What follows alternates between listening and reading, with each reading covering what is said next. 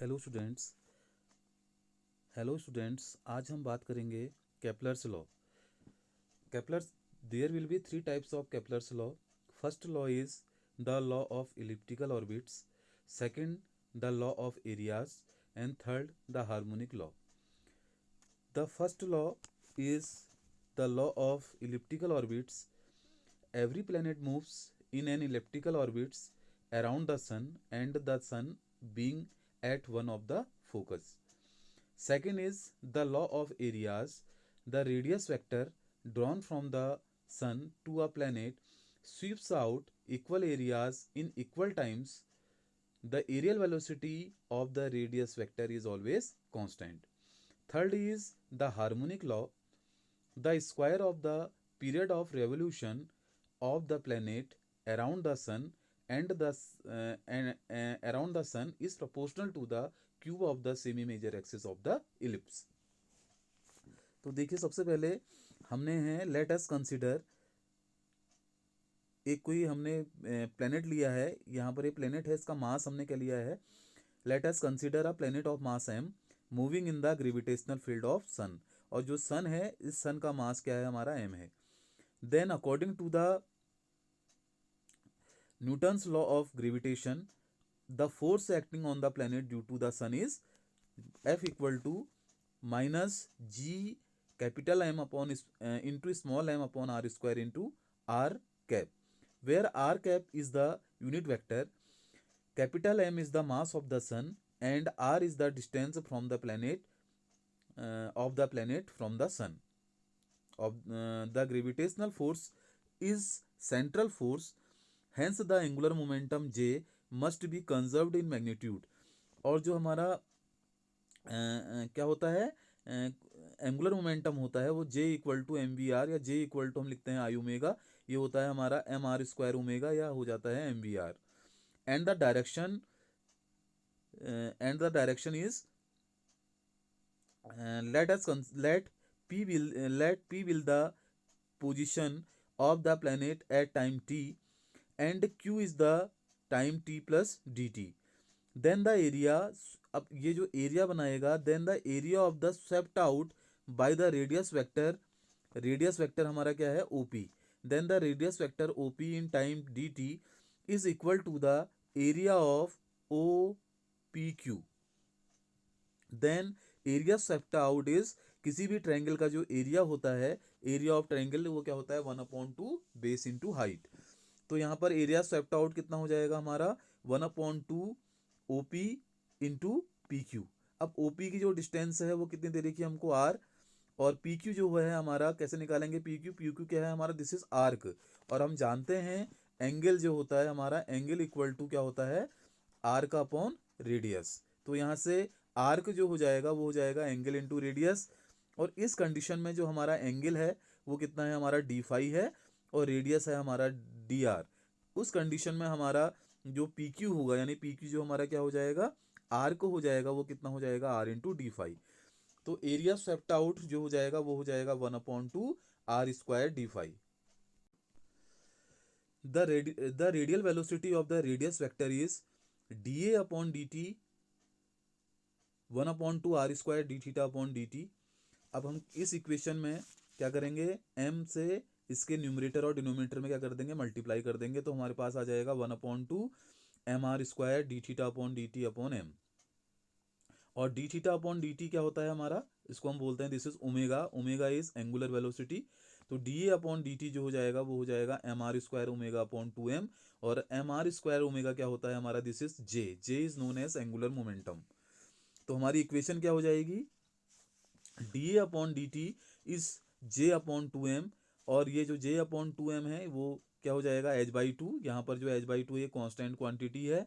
और यहाँ से जब हम इसको सॉल्व करेंगे तो हमारे पास आ जाएगा R square omega equal to h, and this is always constant. Then the force on the planet is radial and according to the Newton's second law of motion is given by F equal to जो होता है वो क्या होता है हमारा, mass into acceleration. Then mass into acceleration में F equal to m, this is mass D square are upon D T. जो एसेलरेशन हो जाएगा वो हो जाएगा d square are upon D T square minus r d theta upon D t का whole square into are cap. ठीक है। और आर कैप क्या हो जाएगा हमारा unit vector along the direction of the r. Then comparing the equation, ये जो हमारी इक्वेशन फर्स्ट है और अगेन ये जो इक्वेशन है हमारी, ये इक्वेशन हमारी क्या है, सेकंड है। अगर इन दोनों इक्वेशन को हम कंपेयर करेंगे तो हमारे पास इक्वेशन हो जाएगी m d square are upon D square are upon D T square minus r d theta upon D t का whole square into are cap equal to minus G capital m into small M upon are square into are cap. तो r cap से r cap हमारा cancel out हो जाएगा और M M cancel out हो जाएगा। तो हमारी हमारी जो इक्वेशन हो जाएगी वो हो जाएगी D square are upon D T square minus r d theta upon D t का whole square equal to minus G M upon are square. और d square are upon D T square equal to r and d theta upon D T क्या होता है हमारा omega, omega equal to होता है D theta upon D T. और आप जानते हैं ओमेगा को हम क्या बोलते हैं, angular velocity. Then D square are upon D T square minus R omega square equal to minus G M over R square. In equation third, जो हमारी इक्वेशन थर्ड आई है, इस इक्वेशन में को क्या करेंगे हम, multiplying of both sides by R cube. तो हमारी इक्वेशन थर्ड हो जाएगी are cube D square are upon D T square minus R cube into R, this is R four, my into omega square equal to minus G M R cube upon are square. तो हमारी जो equation हो जाएगी,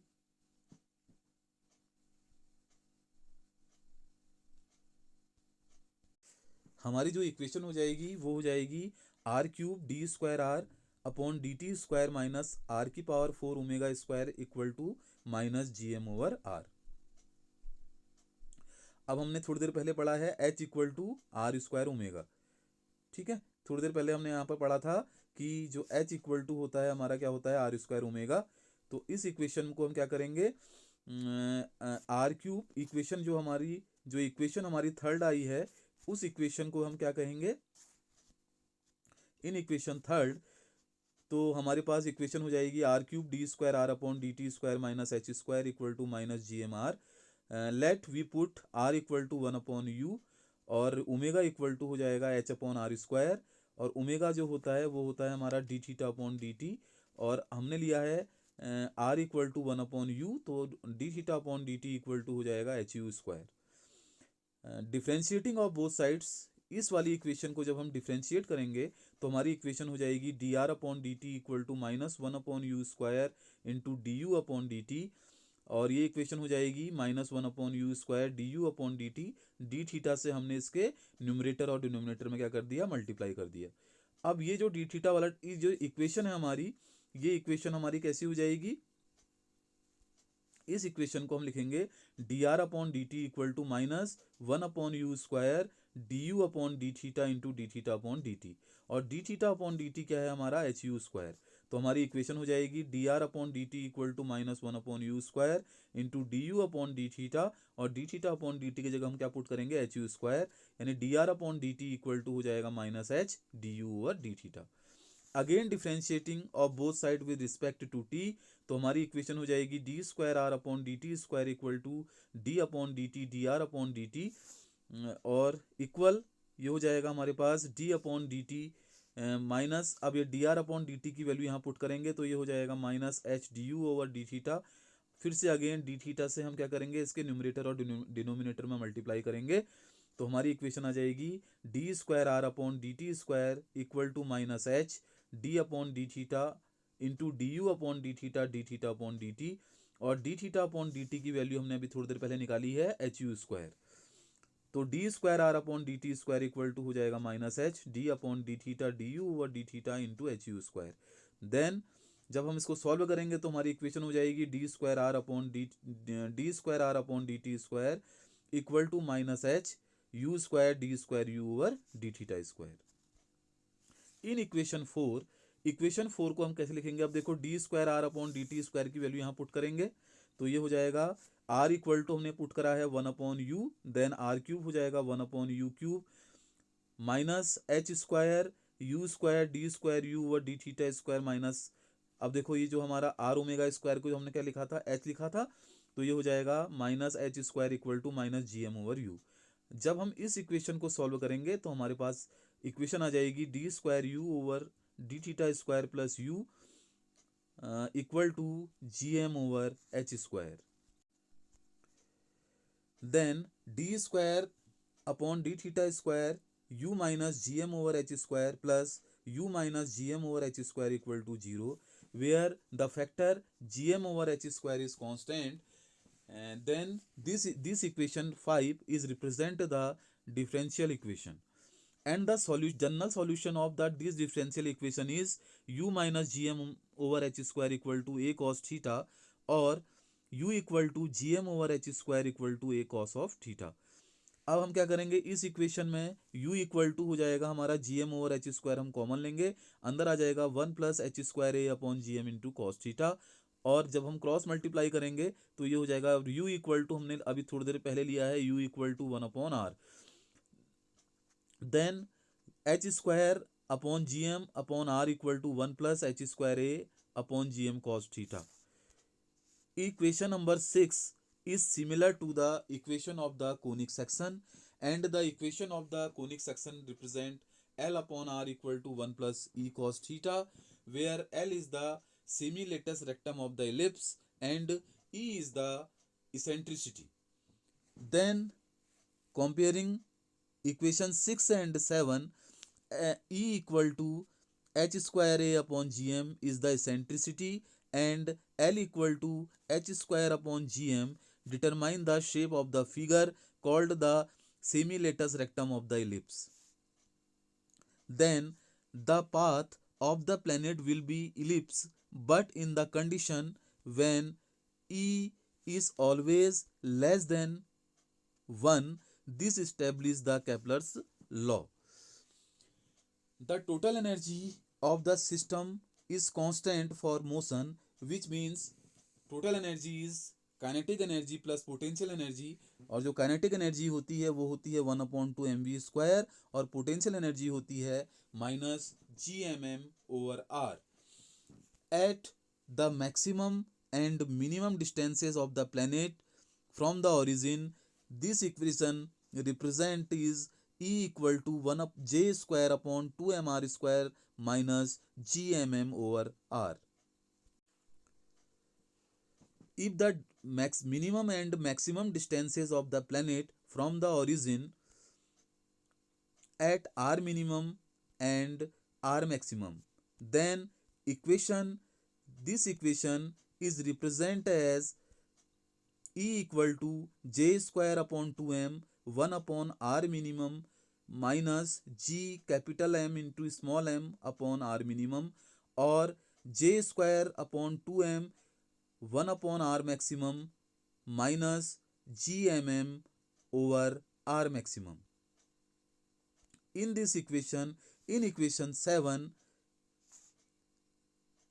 L upon r equal to 1 plus E cos theta is represent the equation of a conic section when the value of r is maximum when theta will be pi, and r is minimum then theta will be 0, and the equation 7 represent as L upon r maximum equal to 1 minus E, and L upon r minimum equal to 1 plus E.